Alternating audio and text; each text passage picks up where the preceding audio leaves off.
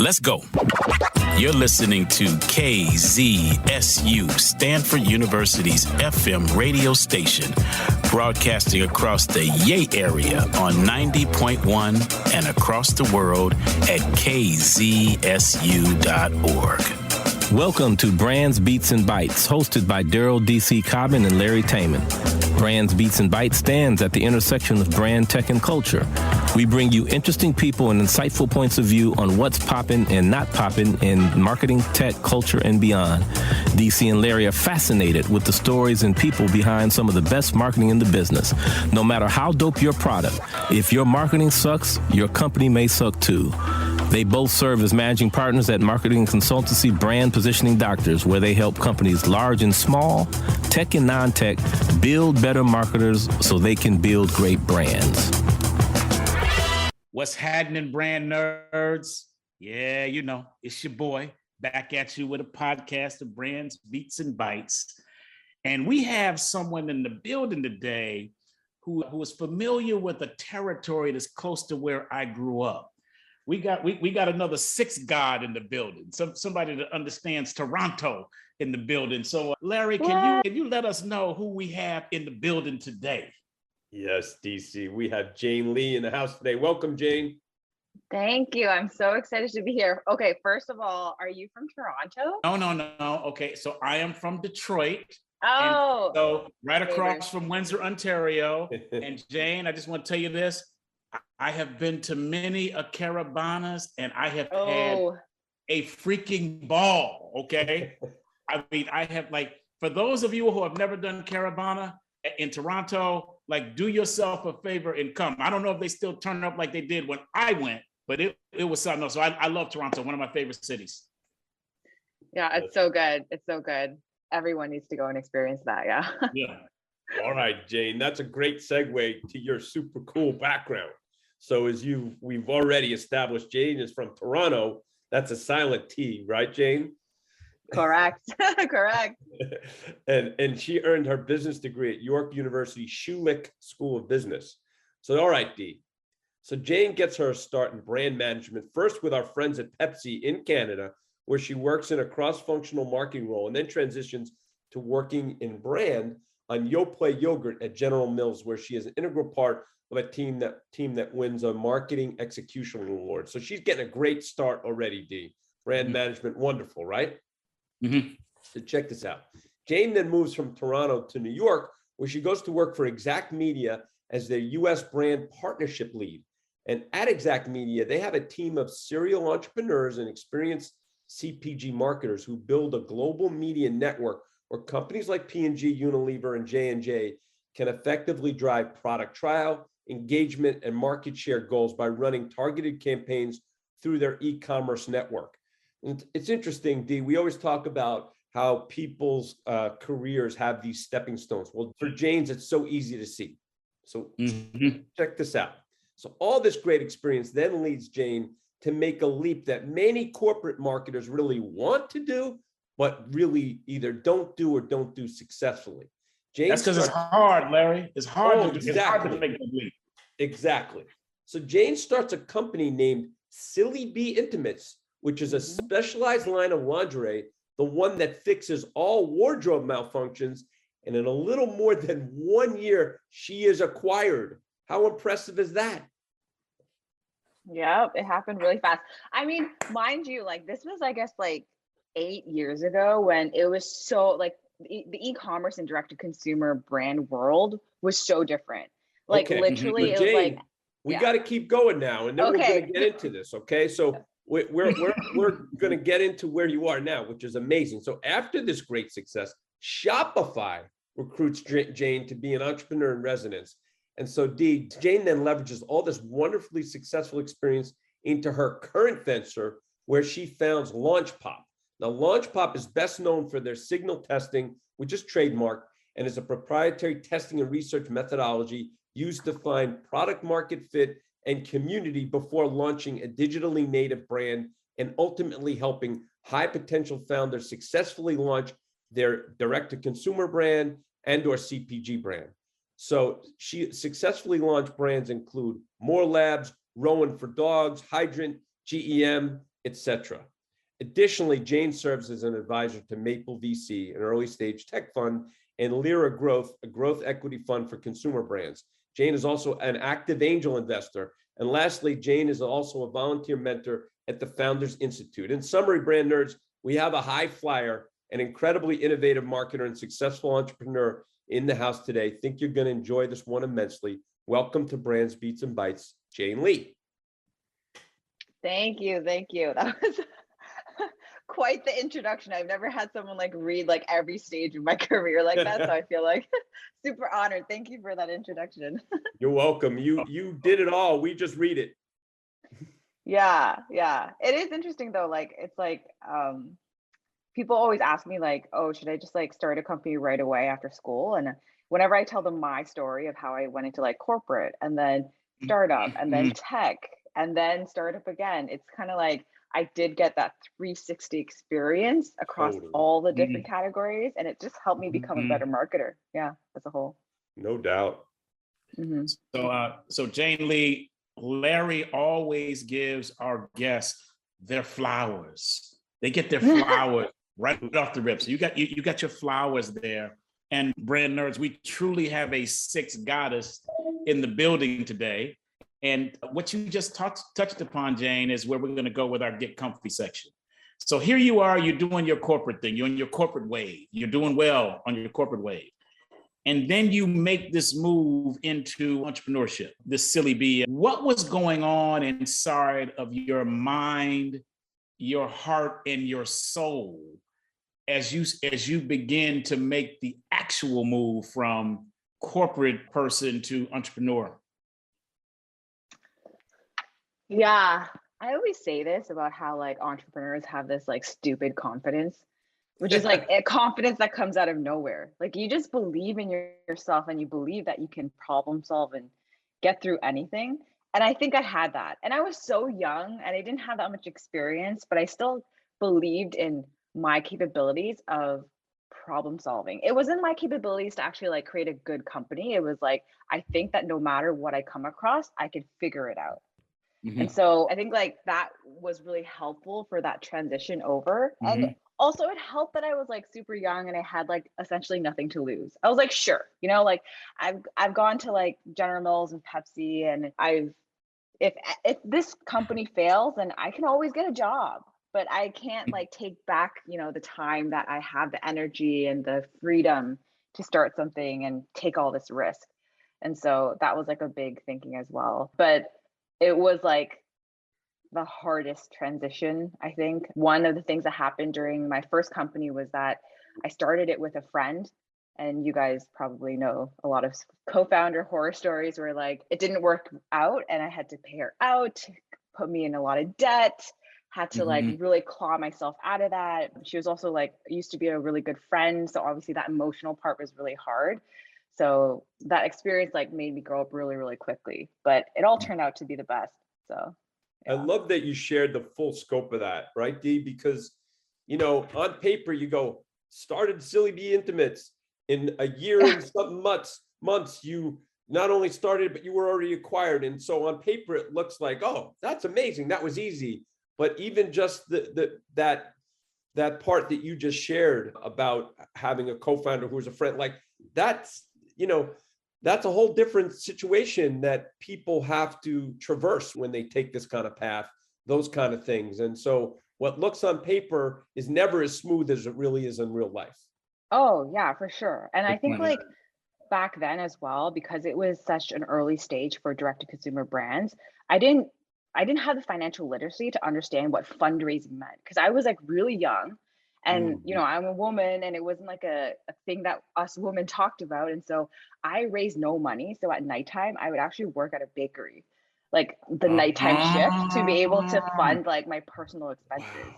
And no one wants to do that. It's so unglamorous, you know, like it's like having your own company, but at nighttime you're a baker at a bread shop. But I just believed in the company so much that I did that. And in hindsight, I wish I could have learned more about fundraising at a younger age, so I could have like not had that extra stress. But it all worked out because I owned the whole company. So wow, that's so cool you shared this. You know, I have to tell you this, Jane. Sorry, D. I just want to make one quick point. That we have some folks that we're close with that just started a fund called Growth Warrior Capital, and it's designed to be a tech fund that's going to really focus on the minority community and also women. And Scott Donegal, who's like my best friend, who's their COO, tells a story that there's many times one of the things they want to tell women is women will, they'll have a round and the VC will offer them something and women just say, okay, where a guy would never do that. Yeah. It's so true. You know what's crazy? It's like all my guy friends, they had no problem asking their friends for money. They're like, oh, I'm starting a company. Can I borrow 10K from you? And their guy friends will just give them money. Whereas women will never ask their friends for money because they feel so much like burden. And like, if they do get money, they want to actually pay off the debt right away, which is actually not smart, right? It's like, don't pay off the debt, like keep growing and then pay off the debt later. Right. But women just like aren't naturally like that. And so there is a really big difference in terms of like women's comfort with money and stuff like that, which I think is changing a little bit, but I'm glad that that fund is actually doing a good job at, They just started. Amazing. Your point? All right, so Jane, you've referenced that you were a young person when you did your first startup. How old were you, if you don't mind me asking? 24. So you're 24 years old, okay. So you're 24, so you're young, you're a woman, and you're a woman of color. Yep. All right, and you talked about your mindset was you didn't have anything to lose. So that's why you went into entrepreneurship. So some of our listeners are your age then or around there, and they're thinking this, oh yeah, I got something to lose. I've got a bonus that's coming. I like the place where I live, my car. I just started my 401k. I got a really good start.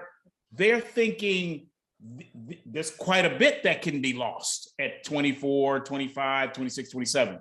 What do you say to those brand nerds who may be contemplating entrepreneurship, but may think they have quite a bit to lose or risk? Don't do it. And it's okay, right? I think that entrepreneurship has been so glamorized these days, and it feels like everyone has this pressure to do something on their own, but you don't have to. Like, it's actually fine to work at a company and learn and actually do entrepreneurial things inside of the company, because if you're not willing to give up literally everything for your company, then I don't think you'll be a good entrepreneur, honestly. Wow. And that's why, like, even as an investor, it's like when you see founders who are doing it part-time or haven't invested their own money into their own company, it's a red flag, right? Because it's like, why would I want to invest in you if you don't even believe in yourself and you're not giving up your whole entire, life for yourself? And when I started my first company, like, I couldn't go out with friends anymore because I had no cash to go out. I had to eat eggs for a month.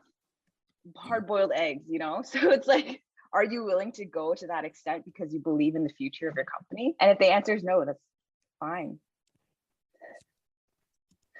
Really interesting. Jane, I am elated that you are sharing this real world view of what it's like to be an entrepreneur. As my daughter would say, and my eldest daughter's back here, she's 25, so she's listening to this now. That's Haley. So you're keeping it a buck with our brand nerds. Two quick things before we move to the next section. The first one is this: there's always a story behind the story. This was Larry's earlier point.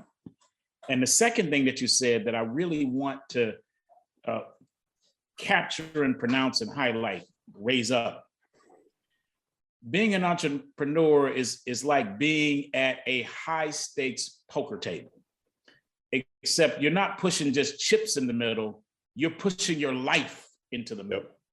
And to your point, Jane, if you're not willing to bet on yourself and be willing to risk it all, and Jane, you said everything, and the Latin definition of everything is everything, okay? Everything, okay? If you're not willing to do that, you're not ready to be an entrepreneur. Just not ready. And as you said, Jane, and that's okay. Not everybody has an appetite for that. Not everybody has an appetite for that. Okay, this is great. Nice, get comfy. Now we're going to 5 questions. 5 questions. All right, so here's how it goes down, Jane. I ask a question, Larry asks a question, back and forth until we arrive at 5. I'm kicking this thing off. We'd like you to help us understand. You've hopped around to all these different brands corporately. You've done a couple of startups. Now you angel invest. Let's go back. Let's go back before you were doing all this 6 goddess boss stuff.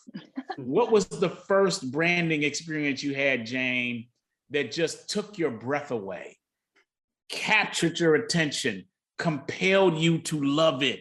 You could not get enough of it, like a first love, like a crush. What was that for you in the space of brands?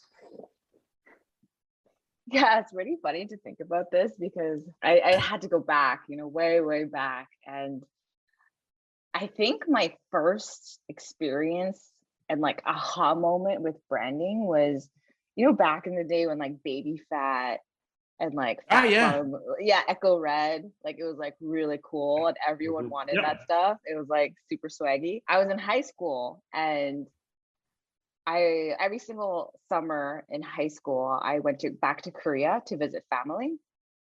And there's like a street in Korea where they sell like fake shit. And like I was like walking there and everything was like $5 or like $1 for these like really cute like Baby Fat stuff. And I was like, wow, this is amazing, but it's fake. And so I actually like bought like a bunch of it. And then at my high school, I basically just started like selling it for like double or triple the amount. And that was like honestly my first experience as an entrepreneur. I didn't even know that. Entrepreneurship started young. Yeah. I was in like grade 9. I was like in grade 9, but I was like making money off of like this thing. And I wasn't doing it with a website or anything. I was literally just sitting there at my locker with like stacks of t-shirts and stuff. And that's direct to consumer, really, right? Exactly. And so, I mean, that was my first experience as an entrepreneur, but also my first experience in sales. So, and also my first experience with brand and realizing like the power of brand and how much you can do and price things if the brand is strong enough, and how people wanted to just be a part of the Fat Farm branding because it meant that they had status. I really started to understand what brand meant to people. So I think like seeing that, I was like, oh, this is really interesting. And then that led me to go into business school. And then, in business school, I was like learning a lot about the different roads I could take: finance, consulting, marketing. And an interesting thing about learning about marketing and brand management was that you realize that marketing is so much more than just like advertising and design, right? Yeah. Like marketing is literally like business management. Like you're thinking about the product and how to position it and the forecasting and the financials and the P&L and how that works all together. And it's so entrepreneurial and it's so just like, you get to learn about all the whole entire cross-functional team. And I fell in love with that. I also love, like I also love like what looks pretty, trends. Yes, I think that's still like if you as a marketer have that soft skill set of like understanding what's cool and being on top of trends, that actually works for you a lot. But I also love like the whole like business management part of things. And so, went to General Mills. And I think one of the projects that I worked on was really interesting. It was when I could actually start looking into a lot of data. Because if you work at a big CPG company, you get to work on Nielsen, which is like this big data set. And you get to dig through everything and figure out where there's opportunity or white space. And I was so compelled by looking at this data. And I was seeing some opportunities because I was like, it's really interesting that there's this yogurt brand called Optimal, and it had like 2 grams more protein than the average yogurt. Could I position this as a workout yogurt and kind of like how chocolate milk did it? And would that be successful? So I actually like created this whole entire plan on how to reposition this brand, and I pitched it to the team at YoPlay. It didn't go through, but I think that also helped me fall more in love with branding, because I was like, wow, that whole entire process of me just digging through thousands of numbers and seeing an opportunity and then building a plan around that on how to reposition and like create a whole new audience, that's marketing too. And that's like that's such a cool part of marketing. Yeah. So Great story. Love that story. Larry, any thoughts to this before the next question to you? I'm ready to hit the next question. That's a great story. Let's do it. So Jane, who has had or is having the most influence on your career? I would say, I'm sure you get this a lot, like for sure. Yeah. My parents are both like immigrants from Korea. You know, we were like not very well off growing up. My parents couldn't even speak the language. So they had to learn how to like start a convenience store without knowing English very well. And so I think watching them go from nothing to like having a convenience store that they were able to sell, and then for us to actually become like, you know, like not poor, that watching that my whole entire life, I think that was like a really big reason why I'm like the way that I am right now. I'm not scared of risking things because my parents risked their whole entire lives to come to Canada. Just seeing my dad be an entrepreneur and like seeing how he like hired people, that learning all of that really young made me comfortable with starting a company and marketing. Yeah. Wow. That is such a great backstory because, you know, when you were saying before, when you're 24 and starting, you know, Silly Bee Intimates, you lived this as a kid. You might not even consciously realized it. You know, like you were saying before, how some people shouldn't start it because they're not ready. It's for you, you definitely had the nurture aspect, and you probably have the nature aspect too for it. If you think about it, the throughput of your life. That's really cool. Yeah, for sure. I think I definitely had both. I always say this, I feel like I have like it in my blood. The entrepreneurship is in my blood. Yeah. Clearly. Yeah. Are your parents still with us, Jane? Yes. Yeah. They are. What are their names? My dad's name is Bruce Lee. Bruce Lee. Okay. How about that? And then my mom's name is Eunhee Lee. Spell the first name. Eunhee. Euihee. Yeah. Okay. Yeah. One comment on this. When your family made the decision they were going to leave their home in Korea and come to Canada, there probably wasn't much of a safety net for them. Yet they made the trek nonetheless. And they probably made it in part for you. Do you have siblings? Yes, I have an older brother. Okay. Yeah. Okay, for you and your older brother. What I imagine they did not know is what their journey would do and what their children would learn from watching their journey. They probably thought, because we're going to Canada, and did you all land in Toronto first? Were you in Toronto first, or were you somewhere else in Canada? Toronto, okay. They probably thought, our children are going to get a lot of benefit from growing up in Toronto. They probably thought the experiences there would be good. They may not have been thinking, watching us figure out how to launch a convenience store without knowing the language would teach our son and daughter something that they could take with them for the rest of their lives. That is dope. It is. Yeah. That's dope. That's dope. Okay. And one thing, I am pregnant right now. Are you? Congratulations. With my first child. Congratulations. Like in my 6th month, which is funny because like, you know, like all meetings are in Zoom, so like no one knows. And it's interesting because like obviously like you're a parent clearly, and it's just like thinking about the next generation and like, you know, like I got my ambition a lot from seeing like the struggles of my parents. Like, I wonder how, because, you know, like I don't think my child would struggle as much as me, but I want them to still have that ambition and learn about like that immigrant mentality of working hard. Yeah. So it's like, it's constantly in my head. Yeah. You know this already, Jane, you're blessed. Yes, you're blessed. All right, third question. You've had extraordinary success in your career. You took risk early, which you've already spoken to. So you've had some W's. So we don't want to know about those W's though with this question. We want to know about the L's, like the big L, the loss, the fuck up.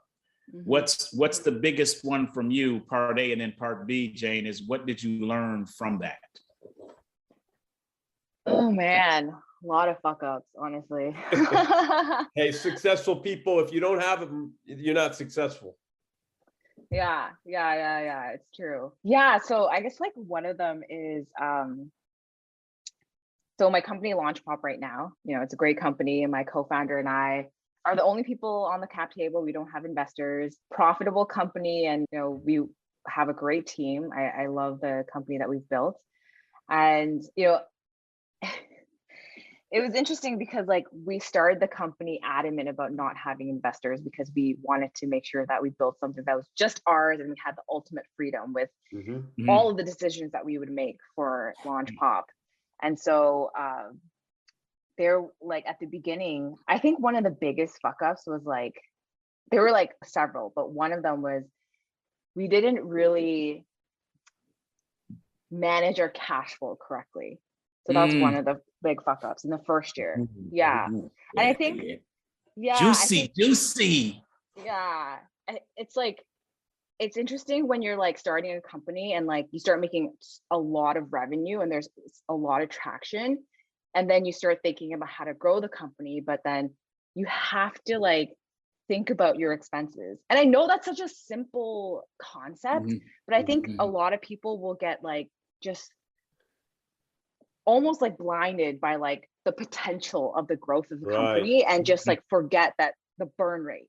Like you really have to understand your burn rate and how that will influence your growth and how much you can grow versus how much you're making, especially if you're not planning on raising. Well, you still do actually, even if you do raise money, because like, you know, like investors will want to see that.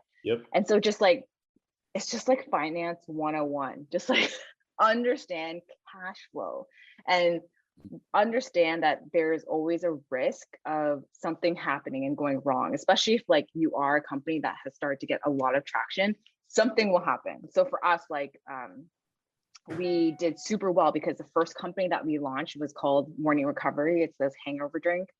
And we launched that one from scratch and we made $1 million in top line revenue in the first 3 months. And, you know, we were like, let's move the company to LA. Let's get a sick condo and let's just like do a bunch of BD. And like we knew no one in LA because we were from Toronto, and we just spent like a ton of cash. And and then some other fuck ups started happening. One was legal. You know, we didn't think about actually hiring a lawyer to create contracts that were super detailed and were smart. We were making the contracts and thinking like, who cares? We're a small company, whatever, right? And then that fuck up actually fucked up our cash flow. So we are now in 2 fuck ups, like almost a lawsuit and then also cash flow issues. And then on top of that, because those 2 things were happening, another fuck up happened, which was like my co-founder and I started to prioritize the company over our health. And that was a really bad move because we are the company, like the people of our company are our company. And so when you do that, you don't get good work and a good product, right? So there was literally a time when we had to like sell all of our clothes to make some cash flow for us personally. And there was a month when I was like, I felt like puking every single day because I was so stressed. And so I had to like lie down and take all my meetings and that puking feeling was from stress because we were going through all of that legal shit and the cash shit. And then on top of it, we weren't like actually prioritizing ourselves. We were just like, we need to get out of it. So like, we just need to work. And so our health started to deteriorate. And so all of that happened during the first year of the company. So, No, Jane, so I'm sorry to interrupt you, but so thanks for sharing that, really. And so now that you've described cash flow up, you know, then leading to attorneys, then leading to not taking care of yourself, you clearly dug yourself out. How did you do it? Yeah, I don't tell this story very often, but I'll tell it to you guys. There's actually this one point when we had like my co-founder had like no cash for food that week because like we were being stupid with cash flow at that time. And so we actually like went on a walk on the Santa Monica beach and we like found seaweed from the beach and we brought it home and we cooked it.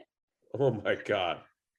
We boiled it and we cooked it and we ate it with hot sauce. Cause you know how seaweed, like in Asian culture, like you eat it, Yes. like Wow. it's like whatever. Wow. I know. It's like It's a great story to tell now. I know it's a great story to tell now for sure. But yeah, that was like the lowest of the low. And you know, there were so many times when my co-founder and I could have actually just gave up because there were so many bad things that were happening to us personally and also with the company. But we knew that we had like a good company and a good way of launching brands. Yep. Like our methodology was different. We knew that people wanted it because we still had a lot of people that were like emailing us and wanting to work with us. We just had to figure out how to get out of this slump.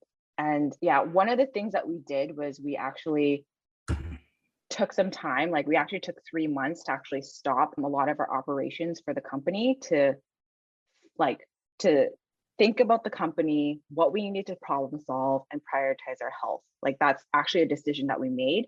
And it was a scary move because when you stop your company at an early stage for 3 months, that's like a blackout period. But we knew that we needed to do that. And I'm so glad that we did. And then during those 3 months as well, we actually put our ego down and we actually asked a couple of friends to borrow like very small amount of cash, like around 20K. But that helped us a lot to get us back on our feet and like rethink how to price our product, what our systems were, exactly how to build the team. Instead of being so like busy and distracted by all the things that were happening, we like started to like kind of clean up the foundation of LaunchPop. And then we went back into like operating the company. And like the great thing is we had a good product, like we had a good system. So like that was, you know, already in demand. And so we just needed to clean up kind of operations. And then from there, everything started to do well. And obviously it didn't happen right away, but it took like, you know, 6 months for us. And we started to become profitable. We started to grow the team. We started to really get some good press because we were doing really great work. And then we started to get more demand and 5 years later, and we're here. Wow. So D, slow down to speed up. That's what, and you know, and for you guys to do that flew in the face of all that, like, you know, you tend to, you know, use a baseball analogy, squeeze the bat even tighter, and then you can't swing. And so you in effect had to do your sort of almost hit the reset button, right? And that's what you did. And there's huge learning in that. This story is incredible in so many ways. D, what do you have to add to that? All right, just one thing quickly before we get to Larry's next question, and that is, what is the Jane singular most important thing you've learned from that experience? I think it's about like the power of grit and resilience. Yeah, like it's like that is probably the most powerful thing. But at the same time, being very open to pivoting. And it's almost like don't love your product too much, hold it loosely, and be open to pivoting based off of what's happened. But always be resilient about getting through everything. Yeah. Six goddesses laying down the bars right now. Ooh, that's good. Larry? Yeah, we're ready for the next question. That's a drop the mic for that question. Great stuff, Jane. So the next question is regarding technology and marketing. You have great perspective on this in so many ways. Can you tell us where you think marketers should lean in or best leverage tech versus areas that they should be leery? Yeah, that's a good question. So I think like there's 3 things that I think like marketers should really leverage when it comes to technology. One is like, so my company is completely remote. And we've been using Slack from like 4 or 5 years, even before COVID. And we've really learned how to create culture within Slack and actually have like a really good company culture, even though everyone's remote. And so it does take some time, but you also have to try to find people who are actually very comfortable with, living and breathing Slack or being remote. And so I think like utilizing communication tools like Slack on an everyday basis to get things done quickly, like you can do it. And I think a lot of people are kind of like resistant to it, saying like it's not the same as in person. And I totally get that, but there is a way to actually make it very special and make it feel like people are in person with you. So I'd say that's one. The other is, so one of the things that we do at Launch Pop is we do a lot of testing. So even before we create a brand for any of our products that we're launching, we actually just A/B tested on Facebook and Instagram ads. And this is what a lot of tech companies do. We kind of just borrowed this type of like methodology from tech and apps, and we just kind of flipped it over to CPG products. And so some people will come to us literally with like a brown bottle and they'll be like, this is a hangover solution, let's launch this. And we're like, okay, cool. But let's actually put this out into the world and see who interacts with it. And like, if we position it in different ways, how many people interact with it. And so even before we make like the pretty packaging or the logo, we actually just create like an image of the product and we actually just put it out on ads. And we just wait and see who the heck clicks onto it and who gives us their email. Love it. And it's really interesting because like so many times like founders will come to us and they will have a biased way of looking at their product. They're like the morning recovery was like, the founder was like, let's target college students because college students drink the most. And we were like, okay, true, but let's actually like see who does. And it wasn't the college student that actually clicked onto that ad. It was actually the people who worked in tech and finance and consulting that were clicking onto the ad the most. And that gave us an idea. We were like, okay, interesting. And then we started A/B testing different positionings of the product. Like one was like, this is your productivity tool, drink and do more the next day. The other one was more like, this is your party hack, like drink so much and just party more. And we tested out all these different ads, and it was actually the kind of like the biohacking functional ad that did the best. And so like utilize all these tools that are available for you. You don't have to be an agency to actually use Facebook and Instagram ad manager. You yourself can do it as an individual and just stress test your assumptions, because as a marketer, the worst thing is when you have too much bias around like what you believe to be true and what you believe to be right. You have to listen to customers. That's like so important. And then the third final one is like I think as a marketer, like the word community has been used a lot these days.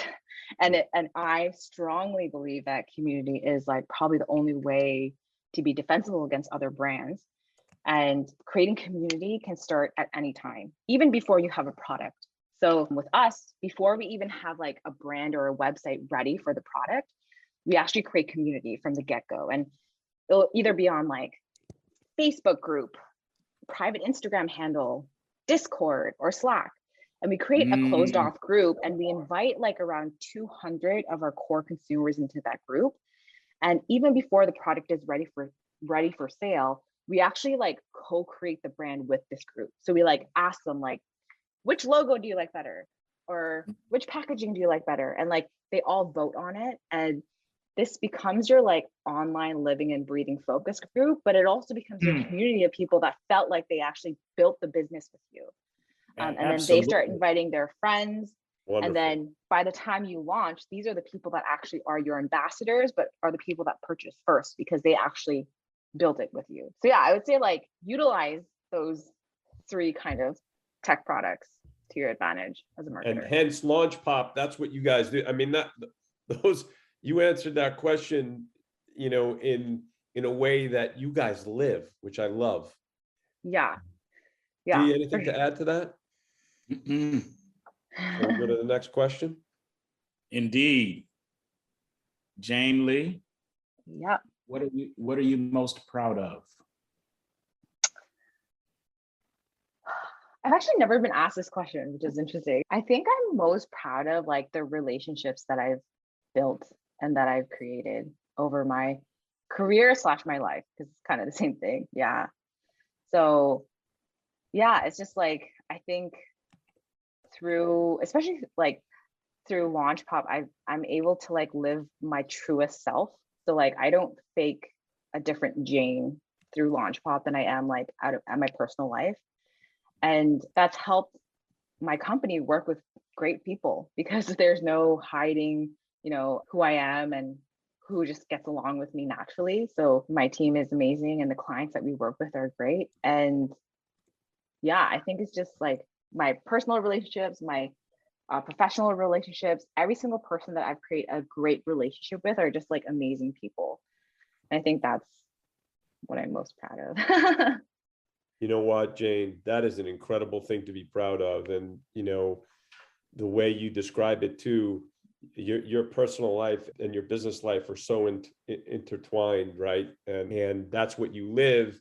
And for you to have that realization, I think it sometimes takes folks a lot longer or never realize that, how the relationships at the core, and it sounds like it even starts with your family, the way you describe your mom and dad, and you continue to move forward in a way that is incredible. I've got a quick follow-up question on that though. Mm-hmm. So what do you do when you're not connecting with someone, whether it be a client and or someone that you thought you hired or in some relationship way, and you go, oh, this isn't working. How do you handle that? Yeah, I have like at Launch Pop, we fire clients. Yeah, it's like definitely a thing. Say that again, please, because I think that's important for people to understand. 100%, we fire clients like if they don't align with our culture. And like, I know it's cheesy, but on one of our slides, whenever we work with a founder to launch their company, it's like, it says the word kindness, because it's actually like, I know it's cheesy, but everyone needs to respect each other. And if they aren't, then I don't hesitate, honestly, to fire them because it's just not a good fit. And it just sucks the energy out of all of my team members. And therefore they will actually perform poorly with other clients. So yeah, and so it's like I don't hesitate with that at all anymore. And obviously we're super blessed because like we have like a lot of people that want to work with us, and I totally understand people who like are just starting out and need that cash and the traction at the beginning, so you take on shitty clients. We did that too at the very beginning, but to get like ultimate freedom is to be able to say like no to people that just don't align with like how you like to work. Isn't that a great feeling when you do that, actually? Oh my God, yes. It's so good. It's like, and that's important also in like your personal life too. Like you can fire friends. You don't have to be friends with that person forever. If they're like sucking energy out of you and you're not providing that, fire them. Yeah. So. And it sounds cruel, but it's not. It's just, you know, there's relationships just like, you know, before I was married, there's relationships that come and go. And it's the same with friends too. So that's the way life works. Yeah, I agree. Dee, anything to add? I am enthralled with this conversation. Me too. And I am, Jane, because there is a wisdom and depth and dimension to your answers that I think is providing a kaleidoscope of insights that our audience has not quite experienced. So thank you for that. Aw, yes. That's so nice. Yeah, I'm like, I understand that like a lot of people need advice that is actionable. So like, you know, when people listen to podcasts and some people like hear advice that's so high up there and fluffy, it's like hard to really grasp, especially when you're younger. So I try to like mix in both stuff that you can actually like execute on and stuff that like genuinely you just learn over time and matter. Well, and also we feel it in this social media culture, you know, you see the best pictures, you see the people share the best of the best. And when you've shared some stories like, you know, boiling seaweed, right? Like, you know, someone who's really successful like yourself, it's not just all a straight uphill climb. There's a lot of waves in that. And so I think it's really important because everybody has tough times. You know, I love a quote, I forget who it's attributed to, but tough times don't last, but tough people do. And Oh, that's good. That's good, Larry. That's right. good. And that's clearly Jane. And everybody, I just had a tough conversation with our son Jake last night, but everybody goes through, difficult times. And you got to keep putting one foot in front of the other to keep moving. And you're such a classic example of that in such a great way. So your stories are amazing. You've done a great job of that. You really are. Thank you. Thank you so much. So Dee, should we go to the next section? Let's do it. All right. What's poppin'? What's popping? So Jane, this is our chance to shout out, shout down, or simply air something happening in and around marketing today that we think is good fodder for discussion. So Dee, you want to lead off or shall I?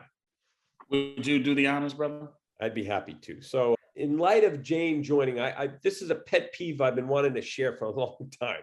And we've danced in and around this on the show. And we certainly talk about this a lot in context for our business. So myself living in Silicon Valley for almost half my life, this is my large pet peeve. And it's about how Steve Jobs shunned market research. Right? People bring that up so often with Steve Jobs and or market research. So here's a controversial take. Maybe Steve Jobs would have been even more successful with Next. That really wasn't successful until they had great technology, but in the marketplace it was not successful. And numerous other product launches if he actually embraced research. I have heard many a tech founder use the Steve Jobs view as their reason for not doing research. The problem is Steve Jobs was ridiculously brilliant, so he was able to still be successful. What makes anyone think that they're as smart as Steve Jobs? The reality is, I think it is super important to do whatever you can to increase the odds of success.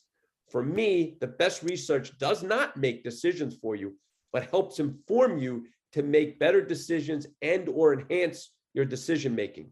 Seems like that is exactly what Jane is really doing with LaunchPop. What are your thoughts? Jane? Yeah, man, it's so funny because I'll give you a good example of a company that we worked with where the founder did not listen to the research. So there's this bar, it's a nootropics bar. Do you guys know what a nootropics is? Yeah. Yeah. So he's a founder of a nootropics bar and he launched it, and we didn't do any of the branding for it. We came on board to do the growth marketing for it because we offer that service at LaunchPop. And we were driving traffic to his homepage, and cost of acquisition for a $25 bar was literally $90. And no one was converting. And we were like, what is happening right now? And so what we did was we created a bunch of different landing pages that all had different copy on it. We changed the copy on it to one of the landing pages didn't have the word nootropics on it. It actually said, this is a protein bar with a boost. And then we tried a bunch of other landing pages. That one that said, this is a protein bar with a boost had a $7 cost of acquisition versus the one going to the homepage, which is $90. 90. And we brought this to the founder and said, look, clearly people, when they see the words nootropics, they don't understand what it is. Yes, big cities understand what it is, but I think middle of America is still a very new concept, and it's almost very intimidating. What is the nootropics in my food? Why don't we actually rebrand the company so that it's a protein bar with a boost, and then over time educate them on what nootropics are? Right. The founder looked at it and was like, no, because the founder didn't want to be a founder of a protein bar. He wanted to be a founder of a nootropics bar. Right. So that's a good example of I think founders or marketers that get and fall in love with this idea and don't listen to data or people or customers. It might end up being one of the most unprofitable decisions you make by sticking with something just because you yourself loves that idea. So I think listening to consumers and data is so important. And I mentioned this before, but it's we all grow up with very different experiences, and America is so big and there's so many different types of people, and we all don't know what someone random in Wisconsin is thinking, right? And what products they're exposed to. But if you want to get the mass of America into your funnel and get them as customers, you have to come at it with an empathetic kind of perspective. So yeah, that's what I think. That's a great take. D, I got to hear from you on this one. I'm going to be the contrarian here. You start talking about Steve Jobs and his rest in power, by the way, his lamenting research. Two things. First is there's a saying that many of us hear in business and beyond, and that is the customer's always right. Well, that's bullshit. Sometimes the customer's wrong, very wrong. So I don't believe that lock, stock, and barrel. And number two is it depends on the person. For me, Larry and Jane, if you're a savant, a true savant, maybe you do know something that other people don't know. I think Steve Jobs largely built shit for himself that he thought was dope. And he thought, if I think it's dope, y'all are gonna think it's dope. Jimmy Iovine, co-founder of Beats, former music executive with Interscope Records, litany of different artists that he has helped become global icons. If there's somebody coming out, a new artist, and they go, okay, we can either do focus groups with 100 different people and get their opinion on the music, or we could go to Jimmy's house in Malibu or in Beverly Hills and say, yo, Jimmy, sit down and listen to this and tell me what you think. I want to hear from Jimmy. I want to hear from Jimmy. So I think it depends on the individual. Now, if we're talking about regular executives, they're not savants. In that case, I say, get as much data as possible and follow the breadcrumbs. But if you're a savant, I say, be aware of the data, but trust your instincts on where you got to go. That's my take on it. I love your take. And by the way, trust your instincts has been very successful for DC his entire career, because that was the foundation to obey your thirst for Sprite, by the way, which DC did, Jane, in case you didn't know. Amazing. Okay. So I love your take. My bigger point is that I've seen so many tech founders use that as an excuse, sort of like Jane's story for why, I don't need research. Guess what, dude? You are a savant. That's where I'm going. You ain't Steve Jobs, bro. No. So that's my point. I agree. Right, D, you ready for yours? I'm ready. Inspired by you, Jane, I'm going to go into the domain of entrepreneurship.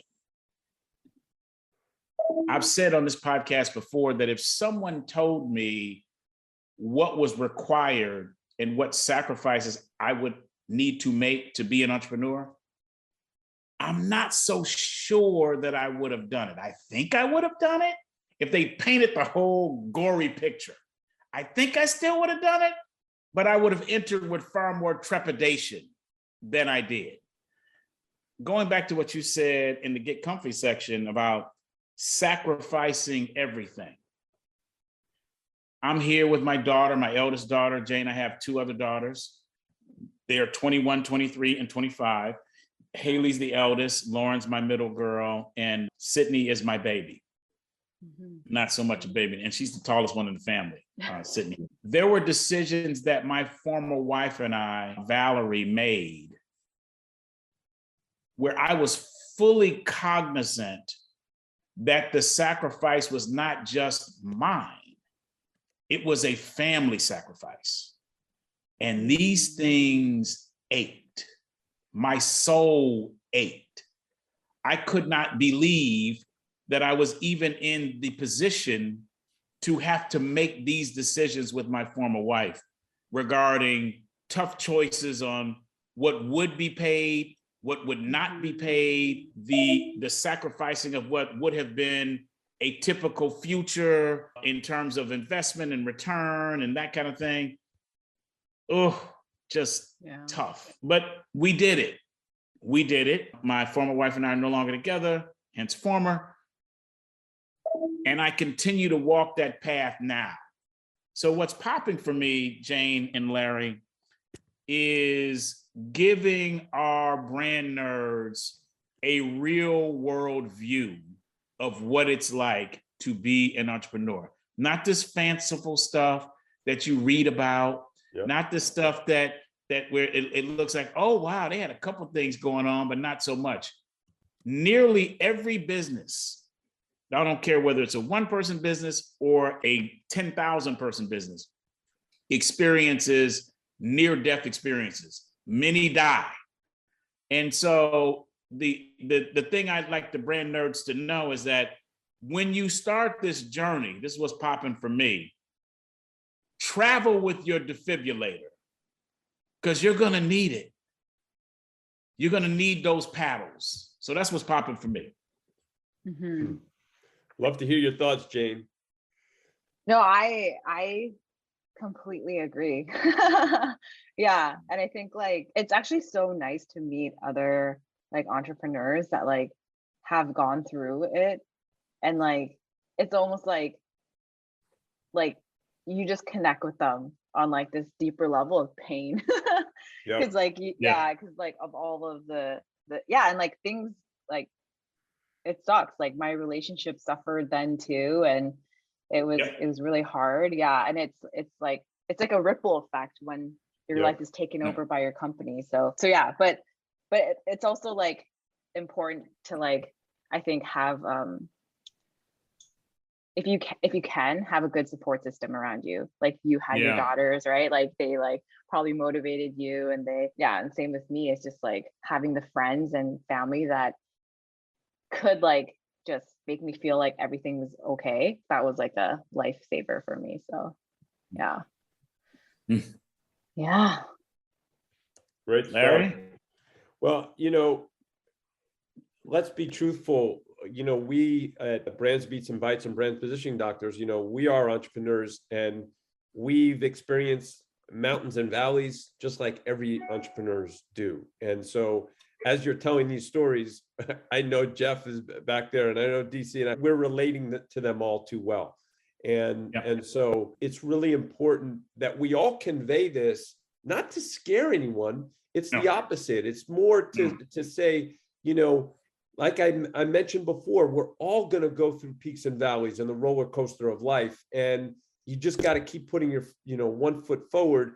And if you really do believe in yourself and believe in what you do, then you will come out the other end in a much better place, because to your point before, that key word of resilience is built and you're actually that much better than you were before. So that's my take on it. I'm so glad. We were so happy to have you, Jane, because of your mix of, we have the brand management background and then entrepreneur. So we relate just on that very surfacey level, but for you really, providing the underneath of it all has just been fantastic. Really happy. It has. Yeah. I got 3 quick things before we go to the show close. The first is an analog that explains this whole entrepreneur thing, I believe. Many of us have gone into relationships with people where we think it's going to go one way. We think we have a pretty good understanding of our partner, our significant other. And then the shit goes left while we're in it. And after it goes left, many of us go, okay, so either I got to get out or I try to stick with it a little longer. And then eventually you arrive at the conclusion that this just cannot work. And then you're thinking, oh, I've spent weeks, months, years, whatever the time is, trying to make this relationship work. I just did not know that this person was this way. I did not know that. And it's because of life circumstances, pressure, growth, growing apart, you name it. All right.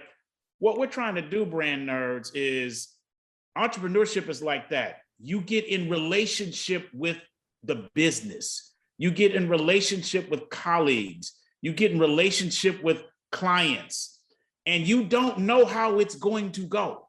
And so what we're trying to do now is let you know that it can go left in a hurry. So just know that walking into the relationship, as that would be valuable walking into a personal relationship. So that's the analog. Number 2 is I want to thank my former wife, Valerie Odom Cobbin. She was ride or die with me every step of the way, never doubted anything. We made these decisions in partnership, and I am so thankful for her. And then third is my daughter, Haley, who I've mentioned is here now. Haley said to me, she's been working our business, Jane, now for nearly a year. Next month, it'll be a year. Wow. Thank Next God month for it'll be a that year. too. Yeah, We'd be thank God for in a that. much worse place without Haley. It'll be a year. I'll bring her over to meet you when the podcast ends if we have time. In any event, she says to me at some point while she's working here, she says, Dad, I didn't know exactly what was going on when I was growing up. I just knew you were gone a lot. You weren't around a lot. And this made me sad. She said, Dad, now watching you work, being here watching you work, I understand. Wow. I understand. I almost cried. Yeah. That's amazing. Yeah. I almost cried listening to my baby come to an awareness, a consciousness of what her mother and I were attempting to do for them. Yep. Yeah. So cool. Yeah. That's what's popping. All right. Should we hit the learnings, D? Let's do it. All right. You want to go first or shall I? Hit it, brother. Okay. So I've got two sets of learnings. It's the Jane Lee recommendations for entrepreneurs and then overall on life. So here's the one, the Jane Lee help for entrepreneurs. So first one, to be an entrepreneur, if you're not willing to give up everything to start a company, then don't do it. That's number one. If you are willing and you do have stupid confidence, let it fly. The third one is learn about fundraising. It's absolutely paramount for success. And the last one for the entrepreneurs, be open to pivot. Don't love your product too much. Listen to what's going on around you, including your customers. And then I've just got 4 more overall. Sometimes in crisis like Jane did, you have to slow down to speed up. 3 more. No matter what you do, it's better to stress test it. Create community. And the last one, which I love the most, just live your truest self and let life happen from there. Those are mine. Dope, Larry. Jane, if you listen to any of our podcasts at the end on our learnings, you'll be familiar with me attempting to connect with the sinew and fiber of the person who is on the Zoom screen. And sometimes it comes to me, sometimes it doesn't, but something has come to me about you during our time together. I'll start with this. I added up the number of companies that you have either worked for and or been associated with and or have invested in. And these are just from what Larry read. So I may be short here. It's 15. You're a young person. It's 15 different companies. So you kind of touched and moved around 15 different companies. Second, you were an entrepreneur at 24 years of age with Silly Be Intimate. So you made a move early in your life. And with Launch Pop, you deal with entrepreneurs and founders regularly. So somehow you've been able to move your way around all of these different environments and people. So let's put that in one bucket. Now I got a question. Do you like music, Jane? Who doesn't? Okay, all right, okay, all right. What's your favorite kind of music? I actually love hip hop and R&B. Hip hop and R&B, okay. Yeah. All right, hip hop and R&B, okay. Do you like to dance? Yeah, I actually was a really serious dancer when I was younger. Wow. Yeah. Okay, I'm gonna tell you in a minute why I asked that question. Okay, I knew that. How? I knew that. I'm going to tell you. One of my favorite movies is a movie starring Kevin Costner called Dances with Wolves. So those not familiar with the story, have you ever seen that movie?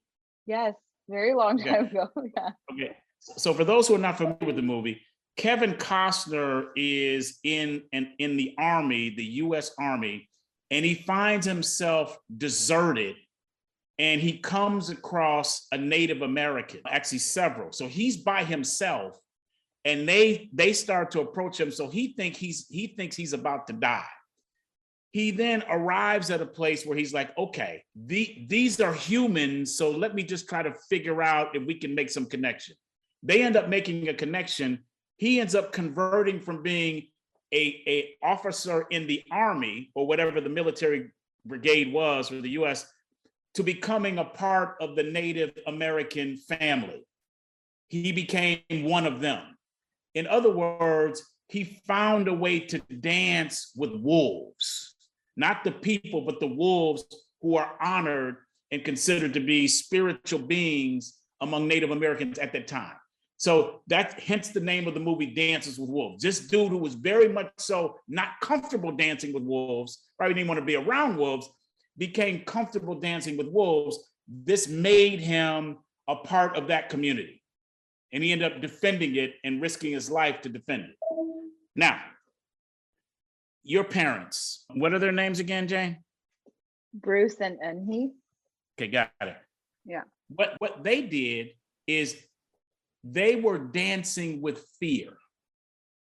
They were dancing with fear, Jane. They understood that it existed. They weren't quite sure what was going on, but when they were making the move from Korea to Toronto, they had to dance with fear. When they were figuring out how to be entrepreneurs without speaking the language, they were dancing with fear. When they were trying to figure out what you and your brother, how you all would most benefit from this move, rather significant move, they were dancing with fear. Let's go back up. 15 companies, Entrepreneur 24, sell that company, now at LaunchPop, a company that helps entrepreneurs grow their business. You, Jane, dance with fear. You're a dancer. You're not just a dancer in the physical form, which I knew you were. You are a dancer in the metaphorical and existential form as well. And your dancing brings joy, I believe, to others who are learning how to dance with their fear. That is why I think you are on the planet, Jane, to teach that, to inspire that. Yeah. Oh my God, I'm gonna cry right now. Yeah. That's what I think. I got a couple other things though, but yes, how is this hitting your soul? And then I got a couple of things. Oh my God, that really struck my heart. Wow. Dr. Yeah. Cobbin here. This is deep stuff. Yeah, woo, you are good at this, D. Oh, thank you. Thank you. So two other things, easy to do when we're blessed to have a soul like you to talk to. Two things before we get out of here. The first is you talked about needing to sell your clothing items in order to generate some cash, puking, taking meetings, lying down so you wouldn't be up, puking because of the stress. And so what people believe in the regular corporate world is that they can compartmentalize. They think they can do that. You cannot do that in entrepreneurship. You cannot, do not delude yourself into thinking you can do that. Jane is exhibit A. If you could have compartmentalized, you would not have been laying your ass on the ground trying to avoid puking. You would have been standing up, walking around your place, you'd have been just fine. So don't believe the hype on compartmentalization when you're an entrepreneur. And then finally your seaweed story, you and your business partners going to get seaweed and boiling it. And here is the question that I have for the brand nerds out there, for your career, for your relationships, if you want to be an entrepreneur or not, is what kind of shit are you willing to eat to get what you really want? Mm-hmm. Yeah. Mm-hmm. Yep. Oh my God, that's a hilarious question, but it's actually just like hits it right on the head. Like Yes. All from you, Six Goddess. All from you. All from you. Inspired by you. So Jane, before we leave, do you have any learnings or anything you want to share, including maybe a reaction to what DC just posited? I am going to think about what DC just said for probably the next month.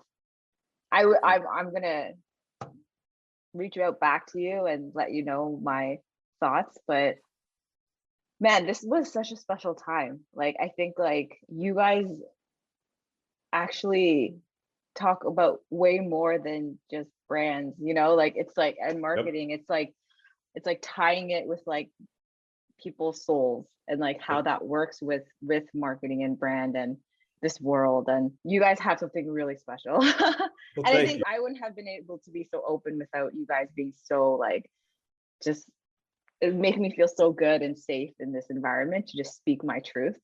So like that's like, yeah, and that's very, very special too, because I think like not a lot of people can do that in like on a Zoom level, you know, like it really does feel like I'm at a cafe, like speaking with both of you. Yeah, I'm like sweating right now. It's like I feel like you guys, yeah, I just feel like I was so lucky to be able to talk to you guys and share everything very, very honestly, and then have you guys observe a lot of the things that I was saying from my heart and kind of like regurgitate it in a beautiful way. So thank you so much. Well, thank you. Thank you. You've been amazing. That's a mic drop for us to leave here, Jade, right? So thanks for listening to Brands, Beats, and Bites, recorded virtually on Zoom in a production of KZSU Stanford 90.1 FM radio and worldwide at kzsu.org. The executive producers are Jeff Shirley, Daryl D.C. Cobbin, myself, Larry Taman, Haley Cobbin, Jade Tate, and Tom Dioro. Fava. Yes, sir. And if you are listening to us via podcast, it would be great if you can please rate and review us. Additionally, if you do like the show, please subscribe and share. We hope you enjoyed this podcast, and we look forward to next time, where we will have more insightful and enlightening talk about marketing with another great business leader as our guest. If you wish to contact us, our email is brandsbeatsbites@kzsu.stanford.edu. Again, that is brands, BRANDS, beats, BEATS, bites, BY as in yellow, TES @kzsu.stanford.edu.